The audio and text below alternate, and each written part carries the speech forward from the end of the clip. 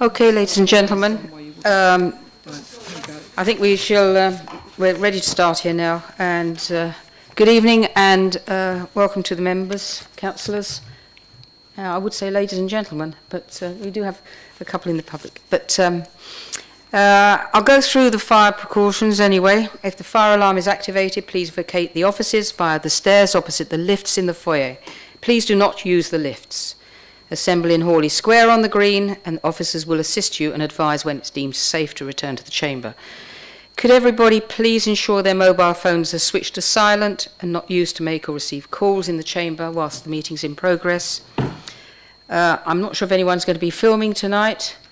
I'm assuming nobody is going to be filming, in which case I won't bother going through those instructions. Does anybody, any member, wish to speak under 20.1? No, in which case we will go on to agenda item 1, which is apologies. Do we have any apologies? I Mr. Sobey. left my phone at home, but Rob Yates and Barry Lewis were in another meeting, and they were going to ring me if they got held up.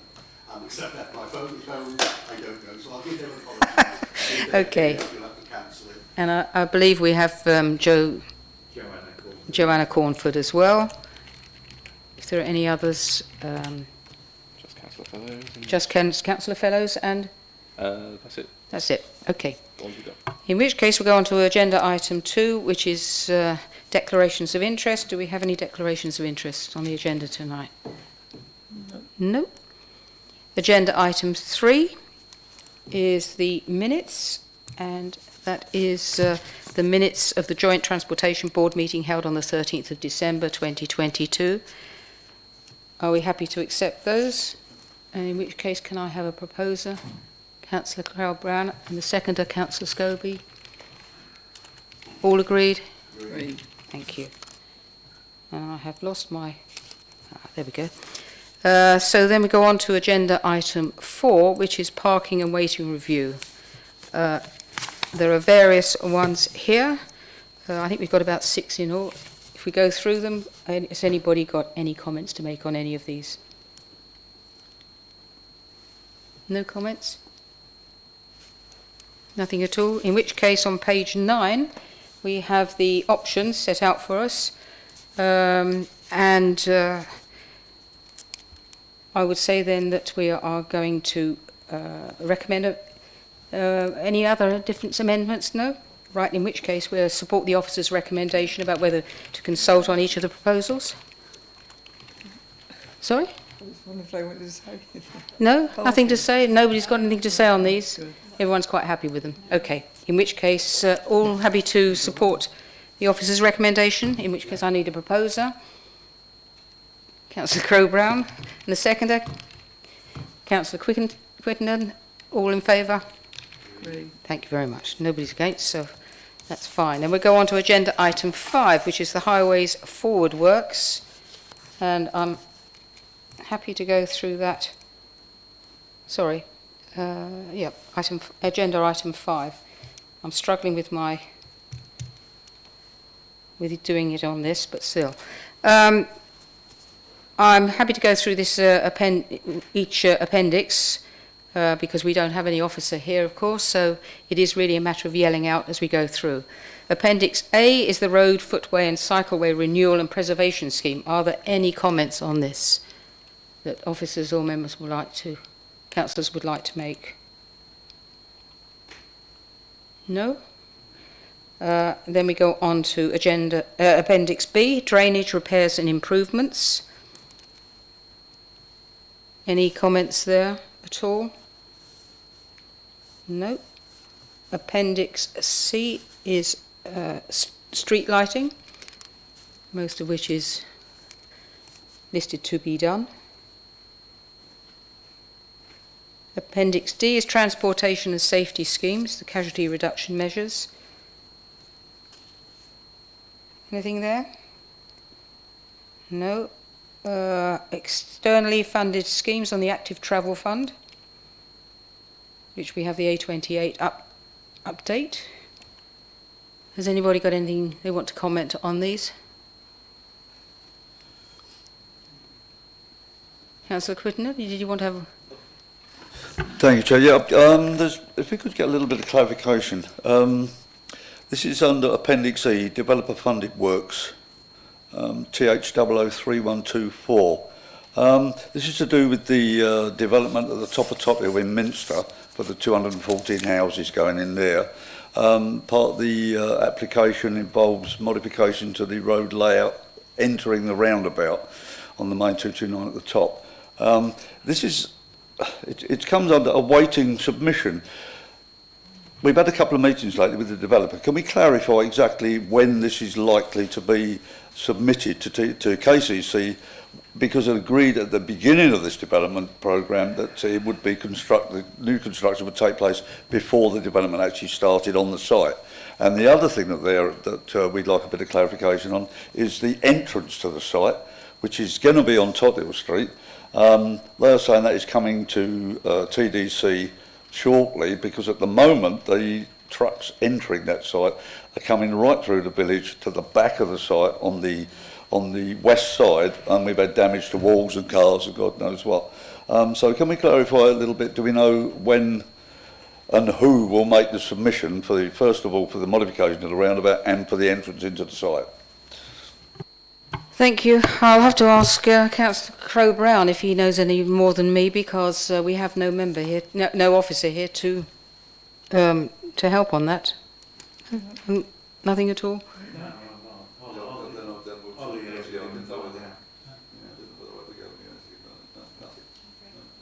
No. I mean, some of these awaiting submission are planning applications that are actually, certainly one is out to appeal. So it's, it covers several things here, as though it's not actually been determined that the application will be approved yet. So I've taken a waiting submission to be that it's pending, and they've got a sort of opinion just in case. But maybe Councillor Crowe-Brown can update on that. Thank you. Okay. Any other comments? We then go on to... Oh, no, we got... Oh, just in terms of the active travel on the A28 scheme. Yes. Yeah, I organised for 2 officers to come down last summer to speak to the chairs of both parish councils, Birchington and Westgate, and I was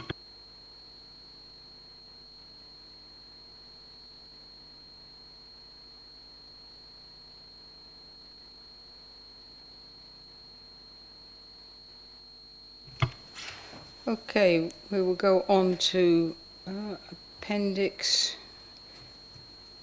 Let me see, it'll be F now, Bridgeworks. Anything there at all? No. G is traffic systems. No comments? No. In which case, we go on to the H is, I believe that's Barry Lewis's sponsored, well, it's not got funding yet, but the plan for the 20 mile per hour speed limit in Sarnston. And then we go to I, which is streetworks. And there are quite a few there that are noted down. Any comments at all? No. Right, moving swiftly on. Appendix J is public rights of way. Do we have any comments, questions? Councillor Wright. I'm actually trying to encourage residents to actually use them, because if they don't use them and keep them well used, they're going to lose them. And maybe we should make that a little bit more public, that if you want to keep your public rights of way, use them. It certainly helps, particularly if you suddenly find they're subject to a planning application because somebody's bought the land. Yeah. So it certainly helps if people do use them, and that is something that is being encouraged. But any other comments? In which case we are through that, and if you have no more comments or questions, Then this report is for information, and members happy to note the report. Yep. Thank you very much. Agenda item 6 is active travel update, and now Councillor Yates asked Mr. Pittock to come tonight and give us a quick talk on active travel. Mr. Pittock, you are from the part of the Thanet Cycling Forum. Yes, that's right, Chair. Thank you. And so you have the floor. Thank you, Chair, for the opportunity to speak this evening. I'm representing the Thanet Cycling Forum, which was established in the 1990s to encourage cycling and to promote its benefits for the community and for individuals. We're also part of an umbrella group known as Active Travel Kent, where we work collaboratively with similar groups across the county. We've enjoyed a good working relationship with officers and members in Thanet over the last 20 years or so, and we're very grateful for that. I'd like, if I may, just to make a few comments on the report, which hopefully members have had a chance to read.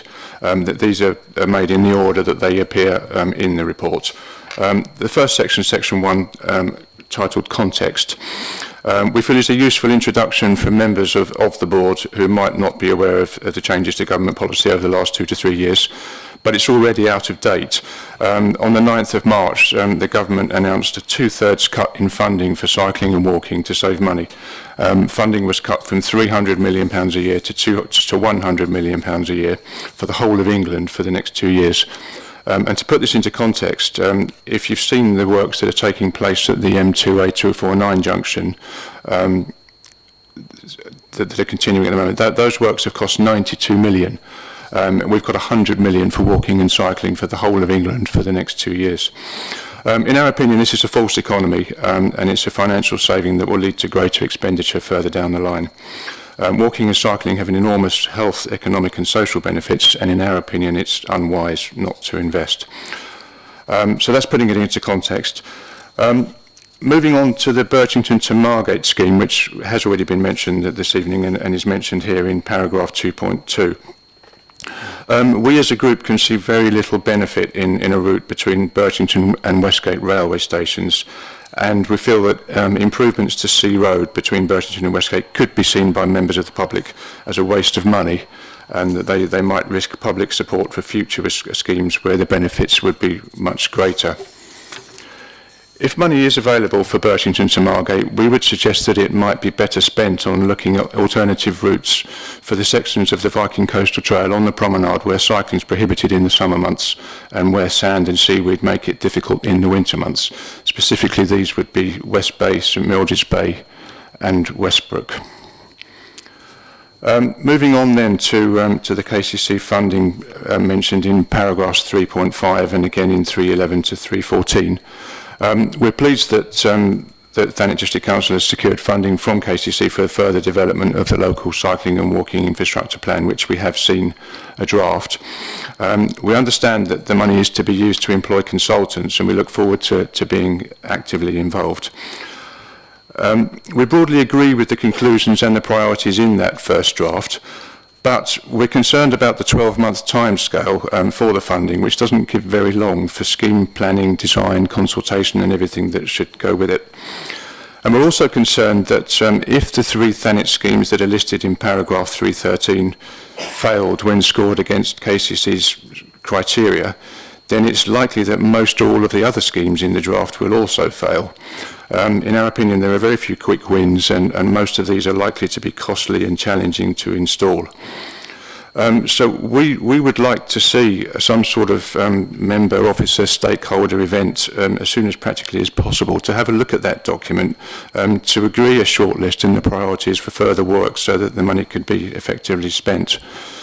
And we'd also like to see some lower cost but higher quality schemes, such as quiet streets and low traffic neighbourhoods, given that funding for large schemes is now extremely limited. That's all I wanted to say this evening, and thank you once again, Chair and members, for the opportunity to speak. Thank you, Mr. Pittock. Does anybody have any questions for Mr. Pittock? Councillor Wright. You mentioned St Mildred's Bay. That one actually is quite an easy one to work out. As you come along the front of the prom, you can actually come off of the prom, round the back, and then come back on. If it's one of those beaches, it's a full covering beach when high tide comes up, which means families come off of the beach and they come up onto the prom, and cycles and children running around just don't mix. Yes, if I can come back on that. Yes, I do. I agree entirely with what you say. There are parts of the route where cycling is quite rightly prohibited in the summer months. I use it myself most days of the week, and it's not good. What we're suggesting is that if there is money for Burchington to Margate, then we look at places like St Mildred's Bay, like West Bay and Westbrook, where cycling is prohibited. Look at alternative routes, so that we've got a 12-month cycle, a cycle route that can be used for 12 months of the year rather than just in the winter months. So yeah, I'd agree with what you say. I think there are alternatives that could be looked at, and if there's money to spend, then that would be a good place to start. Any other questions? Thank you, Mr. Pittock. You look to see if you could get a meeting in the new financial year to discuss what other options there are. Obviously, there are elections coming up, so I think it's something that maybe the current councillors can take forward and pass on, so that to officers, so that maybe is something that they can come up with. It'll be a TDC arrangement, of course. I think KCC is probably involved, but at a later stage. Obviously, it's TDC that comes up with the schemes. In fact, there's one here that I didn't even know about.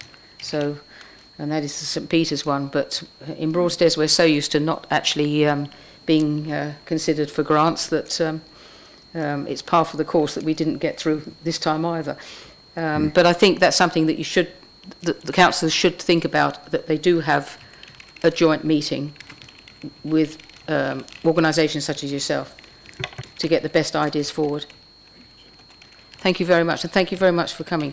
You're more than welcome to stay for the rest, but I'm not sure if you wish to do so. Okay. Okay, in that case, do members have any other questions or comments on the report? This is for information only, so we have to note it. Are we happy to note it? Yeah. Thank you very much. Then we go on to agenda item 7, which is the involvement in the highway aspects of planning applications. This is essentially a letter from David Brazier, who is the Cabinet Member for Highways and Transport in KCC. And I'm assuming that everybody has looked at it. There are, for me, a few points here that I would, shall we say, have a discussion over, and others that I wouldn't, but I don't know what other comments that members have on this. Has anybody got any comments? Councillor Scobie? Yeah, I felt it felt a bit heavy-handed, and the way we'd always worked with KCC before was very much in a spirit of cooperation, and this feels like we're being locked out and our opinions are not being sought. In fact, can't be sought. You know. Thank you. Yes, thank you. 1.3 is fairly precise, in that it is not possible to have external discussions with developers, members of the public, members of the parish councils, and other local organisations. And whilst I understand the sentiment with planning, yes, it could have possibly been put in a different way, and I would suggest that that's fine if it does include developers as well. It's when it doesn't that there's a problem. It should, if it's going to be that rule, then it should be for everyone. The other thing I noticed was there is a heavy reliance on 1.9, which is the presumption in favour of development, which I accept is the current plan, but there have been talks that may be changed in the future. There are quite a few things afoot with consultations on planning rules. 1.14 is the transport assessment, which KCC say they are the people who will, that they will be the people who decide whether it's a good assessment or not, covering the right area. Now, I've seen traffic assessments for planning applications, particularly large ones, where the comparisons that they have done with other areas have not really been acceptable. So I think that's another point that we have to look at very carefully. If they are saying that they're going to assess whether these transport comparisons are valid, then I think we have to look at them very carefully, because I know from personal experience of at least two, that were not valid at all. They were related, compared with areas that were completely different. So yes, it's an interesting letter, and also 1.17 that they are not looking to accommodate cars, which in Thanet will be very interesting, bearing in mind the traffic situation we have at the moment. We are asked only to note this report, so I think if everyone's agreed that it's noted. Councillor Crowe-Brown. Yeah, I just wanted to say, Chair, we residents of Minster and Monkton feel we really are fighting against the tide. We've just had another planning application south of Monkton Road between the two villages, 95 dwellings. Potentially that could be 400 in the end. On lanes that just cannot cope. Yes. But it's difficult. I think we've all found out that the traffic situation now is getting impossible, and hopefully that will be brought forward after the elections. But are we happy to note the comments? Thank you very much. Well, that concludes the business for this evening. It's a short and sharp meeting tonight, and I thank you for your attendance, and I also say thank you very much, members, for the past year. Chairmanship hands over to TDC after this meeting, so I wish everyone good fortune if they are standing for election. Thank you for your sterling work. Thank you very much.